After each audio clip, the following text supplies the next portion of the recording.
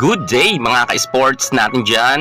Gia Murado de Guzman, malayo na ang narating sa larangan ng volleyball. Kung noon mga ka-sports natin ay talagang nababash nga ang ating Gia Amazing at sinasabi na mga dililulaw ang mga fans ng ating Gia Amazing at pinagtatawanan ng sinasabihan siya na hindi naman daw ito talaga kinuha ng Japan para maging import, pero ngayon pinatunayan nga ng ating Gia Amazing na karapat dapat talaga siya na maging import ng Japan. Marami nga nagsasabi noon na may next water girl na naman daw ang Creamline.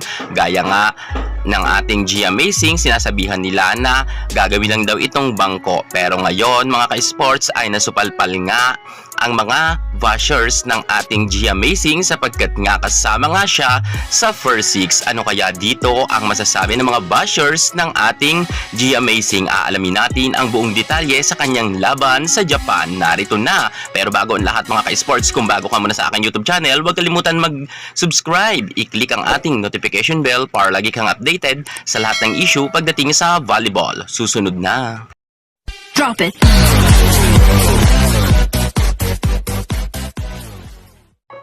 Gia Murado de Guzman, pinatunayan nga ang kanyang angking kagalingan sa larangan ng volleyball kung saan nga nagbigay nga ang ating Gia Amazing ng magandang mga set sa kanyang mga ka-teammates. Ngayon nga ay kasama siya sa first six sa Denso Airy Base at noon nga mga ka-sports ay talagang may mga bashers na hindi naniniwala kay Gia Murado de Guzman. Narito nga ang mga ilan mga kritiko noon ng ating Gia Amazing. Banat niya nga kay Gia, di naman siya kinuha dililulang mga fans ng CCS. Yan nga ang kanyang sinabi. At narito pa nga ang banat naman ng isa.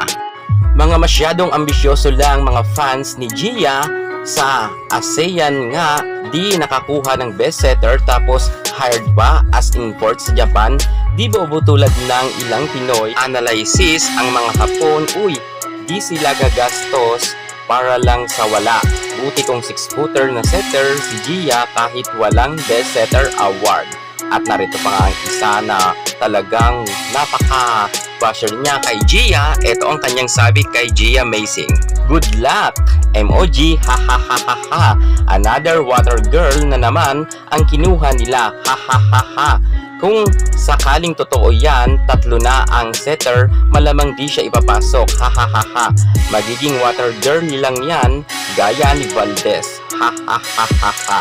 Grabe ang kanyang tawa talaga kay Gia Amazing. Sinabihan niya na magiging water girl nga ang ating Gia Amazing sa Japan. Pero ngayon mga ka-sports natin dyan, ano kaya ang mga masasabi ngayon ng mga bashers ng ating Gia Amazing sapagkat napakaganda nga ng ipinapakita niyang performance sa Japan kung saan nga kasama siya sa first six at hindi nga siya bangko taliwas sa mga haka-haka ng mga bashers na sinasabi na mababangko daw ito at magiging water girl lang. Pero kitang-kita naman natin mga ka-sports natin dyan, nakasama nga ang ating Gia Murado sa first six. Ngayon, nasaan na ngayon ang mga bashers ni Gia? Mukhang nabigo na naman sila sa kanilang mga patutsada kay Gia na ito ay hindi rin matatanggap sa Japan at magiging water girl naman daw ito kapag natanggap. Pero ngayon, maganda ang karera ngayon tinatakbo ng ating Gia Amazing sa iba yung dagat, kung kaya sa tingin ko ay talagang mamahalin siya ng Japan as an import. Sana ay magtuloy-tuloy ang kanyang magandang laro sa Japan at para nga sa susunod na mga season ay maging import uli siya. Good luck Gia Amazing! Yan muna ang pinaka-latest natin sa mundo ng volleyball. Thank you so much. God bless!